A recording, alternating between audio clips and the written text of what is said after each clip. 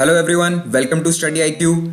In this lecture, I will be discussing World War One. This is part 1 of the lecture series on World Wars, and we have received a large number of requests to make videos on World War, and so I have decided to make on this topic.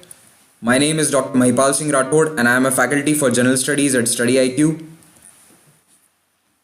Study IQ has launched pen drive courses for CDS and CLAT now, and you can call on this number as well as visit studyiq.in, the website, to directly order.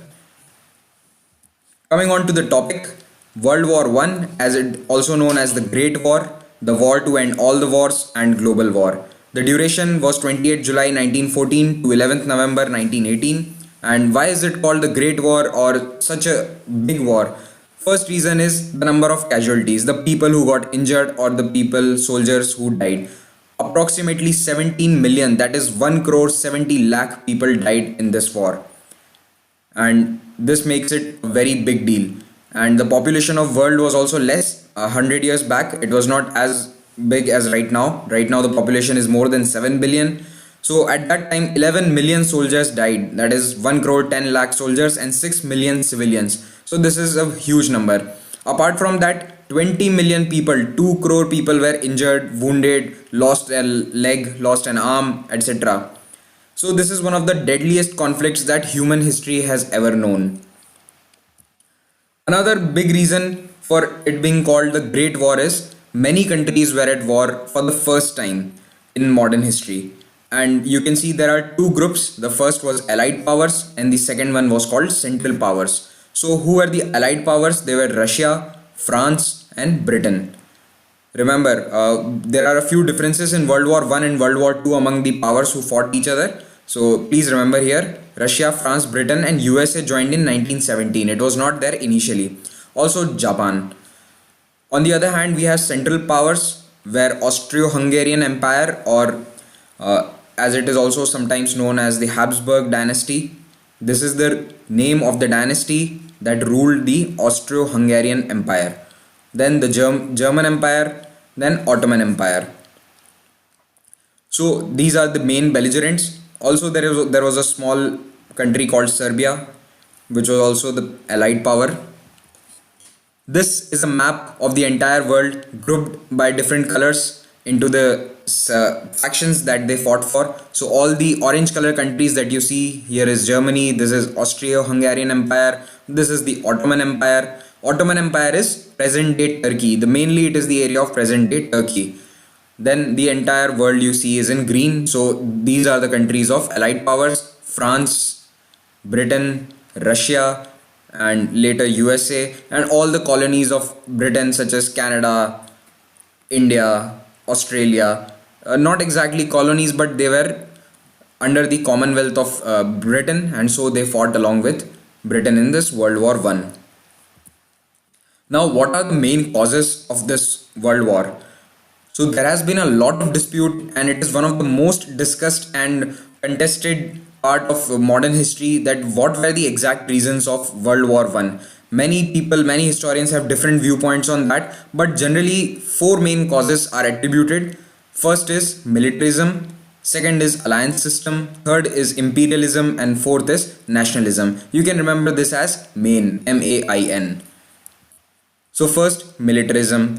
What does militarism means? It means that a country or many countries together build up large number of armies, and they build up large number of arms, weapons, new weapons were built like machine guns, tanks. For the first time, tanks were used in World War One. Then large ships were made. So all this gave rise to a culture of militarism, where the military was very powerful and large armies were made.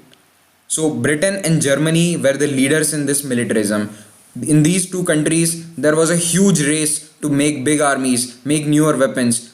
Entire industrial complexes were used for the purpose of military. The main purpose of many industries was to empower the military of their armies. So this militarism spread to other countries also, like France, Russia, but they were very behind. Britain and Germany were the leaders. Now we come to the alliance systems. Many people blame this as the most important cause. Now Europe in 19th century had a large number of alliances So many countries had alliances with each other, and most of these alliances were secret in nature, so that other nations did not know about them. And what was this alliance like? For example, there are three countries A, B, and C. So A and C had an alliance together that if B attacks me, then you will come to save me. So A and C will fight together with B. On the other hand, if B attacks C, A will come to the rescue of C. So apart from this, let's say this was a secret treaty. Then again, these A, B, C, then A and B again had a treaty that we two are we will cooperate if we want to attack a third country. So this was not specified which is this third country, but it could be C as well. So you understand this was very complex mechanism. But to simplify, you can just remember two main alliance systems. The first one is Triple Alliance of 1882. Germany, Austria, Hungary, and Italy. These three countries made the Triple Alliance. And the second one is Triple Entente. This is in 1907. So initially there were just Britain and France. This treaty was signed in 1904. It was called Entente Cordiale. I'm sorry if my French pronunciation is upsetting anyone who is a learner of French. I can't help it. I have never spoken French in my life. And later in 1907, Russia joined this Entente Cordiale and it became Triple Entente. So these were the two main treaty systems. Apart from this, there were some small treaties which I will tell you in the next slides. So this is the map of the alliance systems. All the countries in brown, the German Empire, the Austria-Hungary, and Italy. These three form the core of the Triple Alliance. On the other hand are Russia, France, and Britain. So now you can see how the groups are formed and why the color codings are accordingly. This map we have seen earlier as well, but now you can better appreciate this. So these areas, this is the modern day Tanzania, and this is Cameroon. So these were the colonies of Germany. Okay, this is Togo. So these were the colonies of Germany, and on the other hand, you can see India, which was a colony of Britain. Then the entire Saharan Africa, Algeria, this was the colony of France. Egypt, Sudan was colony of England, and so on. See, this is a map, or this is a pie chart where you can see that which country had a treaty with other countries. So 1882, as I told you, is the main one, Triple Alliance, Italy, Germany, and Austria-Hungary. Then also Germany had an alliance with the Ottoman Empire. That is the reason that Ottoman Empire also joined the war later on. And here you have Russia, France, and Britain. So 1907. But Britain and France signed the treaty in 1904. On the other hand, in 1894, Russia and France had a treaty with each other. Also, Bulgaria and Serbia had a treaty with Austria-Hungarian Empire. You need to remember only two treaties which I told you earlier. The 1907 between Russia, France, and Britain, and the 1882 Triple Alliance. That's it. So this was a cartoon that was published in the newspapers back in 1914. So you can see if someone touches this guy, so Austria will go to war, then Russia will go to war, then Germany will go to war. And this turned out to be true because all these multiple alliances was the leading cause of World War I, and this actually happened. So this cartoon was published before the war. Another important cause is imperialism. It means that all the European powers, they wanted to make colonies, and they had made large colonies in Africa and Asia, and they had a scramble for Africa. Scramble means they were running to get more and more territory in Africa. So as areas were discovered, more areas were discovered, they came under the control of these European powers, and they bartered them, they sold them, they used them to entice other countries. For example, if one country wanted the support of another in the World War I, they would say that we will give you this country in Africa, you support us, we will give you entire Egypt, you support us, we will give you entire South Africa. This was used by England, France, and Germany. So Britain was the leader as usual in this regard also, and everyone else wanted to compete with them. It is estimated that around 25% of the world was under the control of British Empire at one point of time. Although this figure was right after the end of World War I, but even before World War I, a large portion of the world was under British control, and they were hugely successful at bringing these colonies to use in the war. Why? Because they had vast resources and manpower at their disposal. So you want army, you want a huge army, you can get it from your colonies.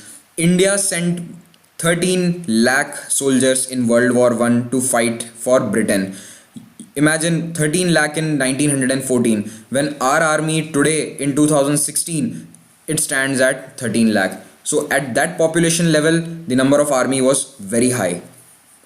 And at some point of time in the world war, the British army was less, the British people in the British army were fewer in number than the Indian origin soldiers. Then another cause is nationalism. Europe was swept by a nationalistic wave in 19th century. Germany was unified, Italy was unified, and many of the Baltic states, I will tell you which are the Baltic states, they were swept over by nationalistic fervor. Everyone wanted their own country. They wanted to become independent from old empires, old kings. Small areas wanted to be independent.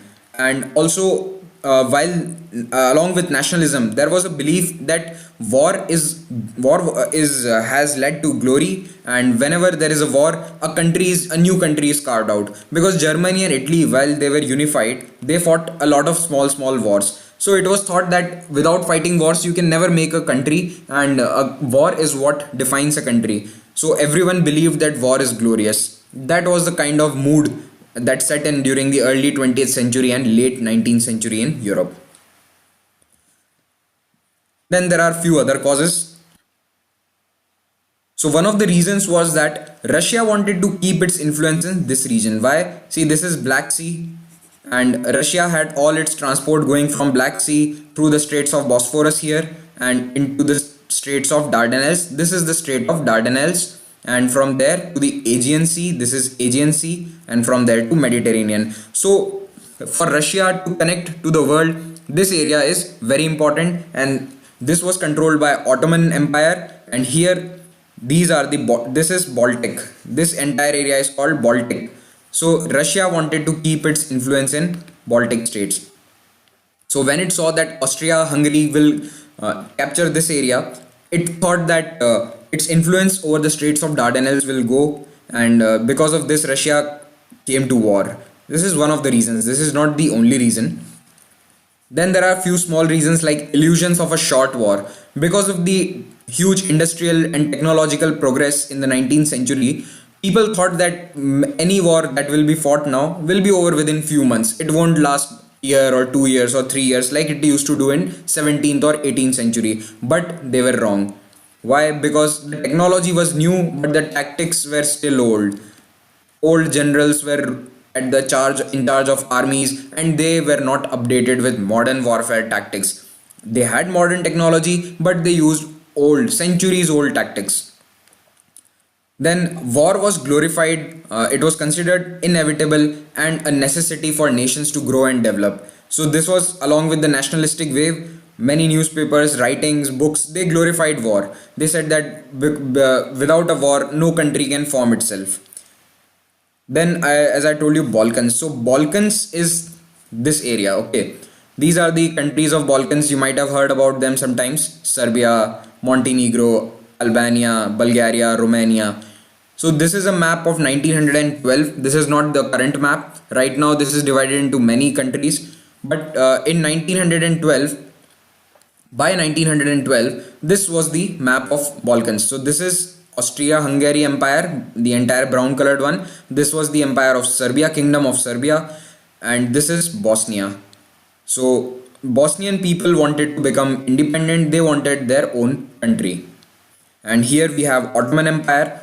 Also, one thing you need to know is that Ottoman Empire initially controlled this entire area for almost 600 years. But in the 19th century, Romania had become independent, Bulgaria had become independent, and Greece had also become independent. So slowly all these countries were going away from the hands, slipping away from the hands of Ottoman Empire. So why is it called powder keg? What do you mean by powder keg? It means that a jar filled with powder which can be set to fire even by a small matchstick. So why is it called powder keg? Because due to these tensions in the Balkans, that Austria-Hungary Empire, then Russian Empire, as well as Ottoman, all these three are fighting for influence. And along with this fight of different huge big powers, there is a nationalistic movement also going on in Bosnia, Serbia, and other small nations, other small areas. So due to this, already three wars were fought within 20 years. So from 1890 till 1912, three wars had been fought in this area for dominance, and World War One was also started due to events in Balkans. So what was that event? That was the assassination of Archduke Franz Ferdinand of Austria-Hungary. Who was this person? He was the son of the king's brother. So basically he was supposed to be the next king. He was next in line, and soon after the death of the old king, he was going to become the new ruler of Austria-Hungary. But he was murdered along with his wife. They were on a trip to Sarajevo. They were on a tour, official tour to a city called Sarajevo. This is part of Bosnia. Bosnia was part of Austria-Hungary at that time, but some Bosnian nationalists wanted an independent kingdom. So these Bosnian nationalists, led by Gavrilo Princip, this was the person who fired the gun. So Gavrilo Princip, he fired upon Franz Ferdinand and his wife while they were going in a car, and both of them died that day itself. The name of the organization to which they belonged was called Black Hand. Please remember this. Sometimes it can be asked in multiple choice questions. And the date was 28 June 1914. So you can imagine what this is, a big event. The son of the king or the next in line is dead, and some response had to be given. So this is Austria-Hungary. Just to show you the location of Sarajevo, this is Sarajevo, and this is Bosnia, and this is Serbia. Just next to Bosnia is the Kingdom of Serbia. So it was said that these people, the Black Hand organization, were supported by Serbians. The king of Serbia, the intelligence community of Serbia, they had their control over this Black Hand, and they only planned this assassination. That is what the Austria-Hungary said. So what it does is, Austria-Hungary sends humiliating terms to Serbia. It says that because you have killed our prince, you should surrender and you should become part of the Austria-Hungary Empire. But this was very humiliating for Serbia. No country can just surrender because of one killing. So Serbia, what it does is, it goes to Russia for help, and Russia mobilizes in support of its fellow Slavs. What is Slav? Slav is a ethnicity. The people of Russia, the people of Serbia, Romania, they are all called Slavs. Okay. So it is just a ethnicity, like people living in Caucasian mountains, they are called Caucasians. Okay. And even you have ethnicities like Indian is also an ethnicity, but there are various ethnic groups in India. There are around 6 large major ethnic groups in India.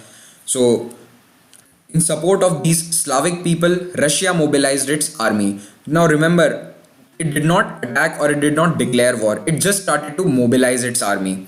On the other hand, Austria-Hungary had a treaty with Germany, and they went to their big brother, said, you promised us in 1882 that you will come and support us. So Germany said, yes, we will support you, and Germany gives a blank check to Austria-Hungary. It says that do whatever you want, we have got your back. So this was called the blank check. So Austria-Hungary gave these humiliating terms to Serbia. Serbia rejected, and Austria-Hungary declared war on Serbia. So the first country to declare war was Austria-Hungary on Serbia, and along with Austria-Hungary, Germany also declared war on Serbia. Because of this, Russia declared war on Germany, and because Russia and France had a treaty, if you remember, that was the Treaty of Triple Entente. So due to this treaty, France also was bound to attack Germany sooner or later. So France declared war on Germany, and Germany also declared war on France. So this is how everything happened, and this was in July, so it is also called July crisis, because that there was a lot of diplomatic activity. Many diplomats were sent across capitals, many telegrams were exchanged to avert the crisis, but nothing could be done, and this July crisis finally led to the start of World War One. Again, the same map I am repeating here so that you can see German Empire, here Austria-Hungary and Italy. These are the Triple Alliance partners. But remember, Italy did not declare war. Why? Because Italy did not want to go against these countries like France and Russia. So it stayed neutral initially, although it was bound to help them, but it did not. And later, Italy joined France and Russia. So remember, Italy changed sides. This is very important. Remember this. Okay. So this is how World War One began, with Serbia, Austria-Hungary declaring war on Serbia, Germany declaring a war on Serbia, and on the other hand, Russia declared war on Germany and also on Austria-Hungary. Here, Germany attacked France, and similarly, France also declared war on German Empire. This is a newspaper from the time when the war started. Germany, you can see the headline: Germany declares war, Europe is in arms. So German army, to prevent French army to come to them, they went via Belgium to France. So they said that we will go via neutral country. Belgium was neutral at the time. Where is Belgium? Look in this map. So this is Belgium. Okay. So they said that we will go via Belgium into France. So this is what German army did. They attacked France via Belgium. As soon as they entered Belgium, Britain declared war on Germany. Why? Because Belgium and Britain, they had a treaty. It was called the Treaty of London. It was very old. It was from 1839. But this treaty said that if anyone ever attacked Belgium, then Britain will come to help of Belgium. So this is why they declared war on Germany. Apart from that, this was just an excuse. This was a very small treaty. People had even forgotten about it. But as I said, Britain and Germany were already in an arms race, and both of them had a huge military industrial complex, and war was bound to happen between them. So this was just an excuse. So Britain declares war on Germany, and Germany got initial success in France, and it got great success against Russia on the Eastern Front. So Germany was very successful initially, but later this success in France was stalled. It could not go much deep inside French areas. Now Ottoman Empire also had a treaty with Germany in 1914, so they also attacked Russia. Another reason is that Ottoman and Russia had been enemies since long, many centuries. Ottoman and Russia had been traditional enemies, so they also needed an excuse to attack Russia. Also Russia also, as I told you, wanted influence over the Straits of Dardanelles, so they also attacked Ottoman. So the main fight between them was in Black Sea as well as along Suez Canal. They tried to capture Suez Canal. Why? Because Suez Canal was the connecting link between British islands and India. If they had succeeded in capturing Suez, maybe they would have lost World War One. Britain could have lost World War One. But the army repelled this Ottoman attack on Suez Canal. Now let me talk about trenches. This is a very typical feature of World War One, and you might have seen this if you have seen any movie of World War One or any documentary on National Geographic or Discovery Channel. So this is what a trench is. It is a deep pit, a long deep trench in which soldiers live, eat, sleep, fight, they fire. Everything is done here. So you can imagine the conditions. When it rains, the water stays here, and it was very the health conditions were very poor. There was hardly any hygiene here, and sanitation was also very poor. So a lot of soldiers fell ill. There were health issues, and there was a stalemate for 3 years. Why? Because these trenches, you cannot move very quickly. If you get out of the trench, you will be gunned down by machine guns. So this France and Germany frontier, it was entirely covered by trenches. So this is approximately 350 miles or around 600 kilometers. It is at around 600 kilometers of the area was covered by trenches. See, 600 kilometers is as the crow flies, direct aerial distance. But the actual length of these trenches is estimated to be about 25,000 kilometers. In this 600 kilometer area, 25,000 kilometers of trenches were dug. And in these trenches, many soldiers died due to health issues, and whenever they wanted to capture a small area, many soldiers had to die. Even to capture just 1 or 2 kilometers of territory, 1,000 soldiers or 2,000 soldiers died. There was a very famous battle. It is called the Battle of Somme in 1916, and on a single day, 80,000 soldiers of Allied army died. It is considered to be the largest casualty in one single day as of today. 80,000 soldiers dead in just one day. So this went on for 3 years. From 1914 to 1917, all the trenches, everyone stayed in trenches in the French front. Now we will talk about the few global war aspects. Why is it called global war? Because there was fighting all over the world. So Togo, Tanzania and Cameroon, these are countries in Africa today. They were colonies of Germany. So all the allied forces, the British and French forces, they attacked these countries. Then Micronesia, where is Micronesia? It is in Pacific Ocean near Australia, New Zealand. So there were some small territories of Germany in Micronesian islands and also in China. So they were attacked by Japan. Now why did Japan join the World War One? Because Japan and UK also had a treaty, multiple alliances system. As again and again I have told you, they were responsible for this world war. So UK and Japan had a treaty, and by this Japan was bound to attack Germany. Also, Ottoman ships bombarded the Black Sea ports of Russia. Which are these seaports? They are Sevastopol and Odessa. See, even today, Russia is fighting to get control over Sevastopol. The main reason that Russia annexed Crimea was because of this, Sevastopol. This is a very important, a huge naval base for Russia, and because Ukraine was stopping their access to Sevastopol, this is the reason that Russia annexed the entire Crimean Peninsula in 2014. So this is how geopolitics is important. You need to understand the geography and the politics of a region are very closely linked, and you can see even after a period of 100 years, the reasons are same for Russia to wage wars or to annex territories. Then there is a very famous campaign called Gallipoli. This is a place in modern Turkey. So at that time, Ottoman Empire. So to attack the Ottoman Empire, the allied forces, they landed at Gallipoli, but here they were pushed back. They could not win here. In this Gallipoli campaign, many soldiers died, just like the trenches in France. There were trenches here, but unlike the rains and the humid conditions in France, here there was heat. So many soldiers just fried in the heat for many months without any proper food, without any proper water access. So Gallipoli, mainly here Australia and New Zealand soldiers were present. So this force was called Australia and New Zealand Allied Force, ANZAC. So even today Australia celebrates Anzac Day. Both Australia and New Zealand, they celebrate Anzac Day in honor of the people, in honor of the soldiers who died in Gallipoli campaign.